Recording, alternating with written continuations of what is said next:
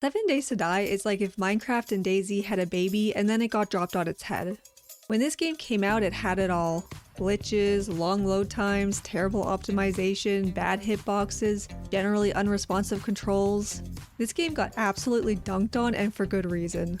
But more than just dime a dozen glitchiness that you see in tons of games, there was just a jankiness to 7 Days to Die.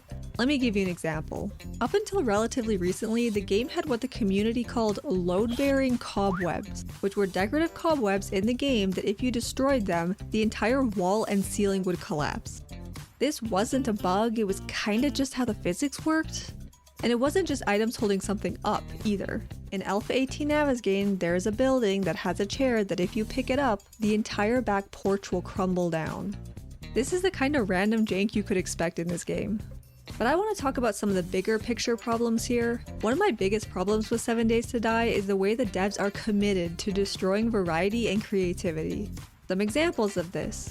You used to be able to have a base underground, but then they made it so zombies will dig to you because they consider it an exploit.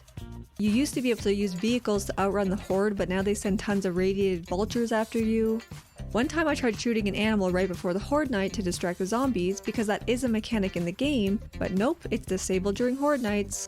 This lack of variety isn't just horde nights either, it's kinda everything.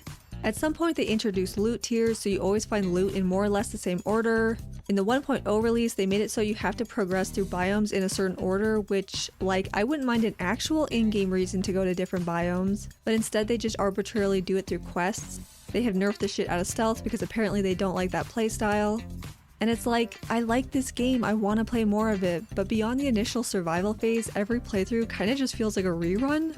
I'm super grateful for mods, but it's baffling to me the way the developers have restricted this game, and even more so how they don't see it that way. So when you take out any cheesy exploit and all of a sudden you have to think and use your brain, hey, I'm having fun again. I'm engaged. I'm not on autopilot destroying this game. We close a few loopholes and let players reinvent how they survive. And to me, that makes the game feel like a brand new game all over again.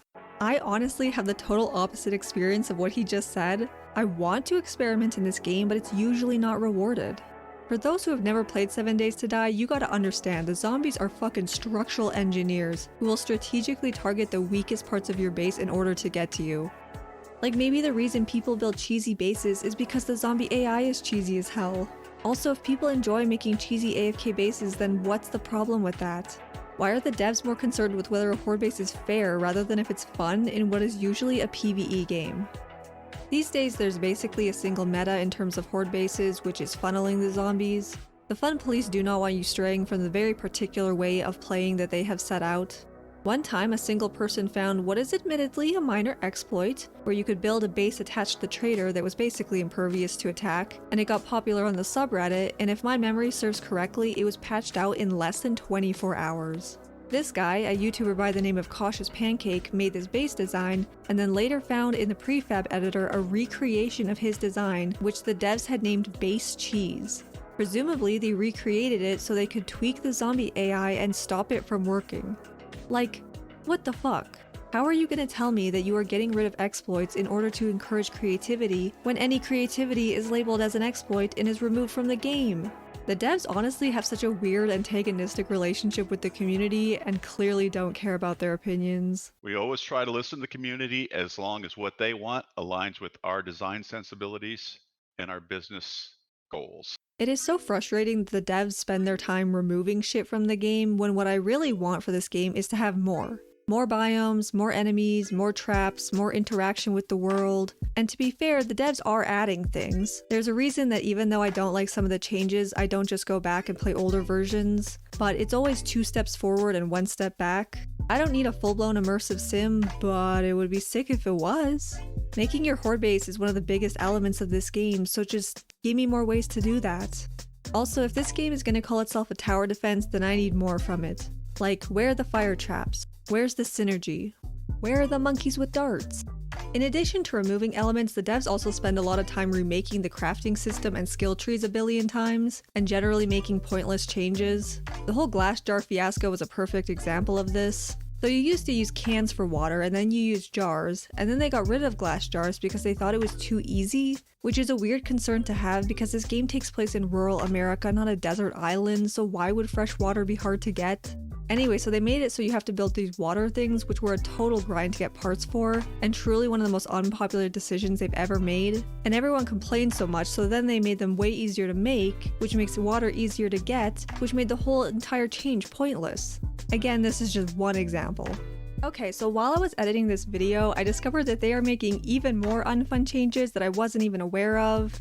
In the 2.0 update, they are making some positive changes, but they are also changing the way biomes work a fucking again, and it doesn't look good. So previously, you got increasingly better loot whenever you went into difficult biomes, which was a nice incentive to explore, but they are now adding a hard cap to loot stage progress on biomes, so you will literally be forced to go into other biomes if you want to progress the game. On top of that, they have made a system where you can only go into other biomes if you have gotten permission. What do I mean by permission? Well, if you go into other biomes when you feel like it, you will immediately start taking damage. The only ways to get rid of this are craftable smoothies or a badge that you can get by doing a specific mission at the trader. I hate to be so negative, but I just don't understand why. Why do the devs want such an iron grip on how people play this game? It's supposed to be a sandbox game, just let people do their own thing. The one good thing about this change is that there's a setting to turn it off, so that's something. Anyway, I couldn't believe that they made biomes even worse, but they did. And now I'm gonna carry on with the rest of the video. Honestly, there's a lot of things I'd like to see changed in 7 Days to Die, but this video is not meant to be like a comprehensive breakdown, so I'm just gonna give a list. Also, I didn't even touch on the fact that this game was in alpha for 11.5 years. That Drophead baby was a Drophead teeny bopper by the time this game fully came out. I want to end on a more positive note because, like I said, I actually do like this game, which is why I feel so strongly about all this. Honestly, being able to enter any building is a huge deal. Like, there are games with way bigger budgets and way bigger teams that don't even attempt this. Also, their map generation is so good that there's very little reason to play Navezgane. And to be honest, I feel like the jankiness is part of the charm. Especially nowadays when so many games are made in Unreal Engine 5 and look nice but are basically devoid of personality and likely fun. There are a few games that try to do as much as 7 Days, maybe Minecraft and Enshrouded, but 7 Days is definitely up there for sure. Like, for better or worse, sometimes worse, there really is no game like 7 Days to Die. Thanks for watching, like and subscribe please, bye!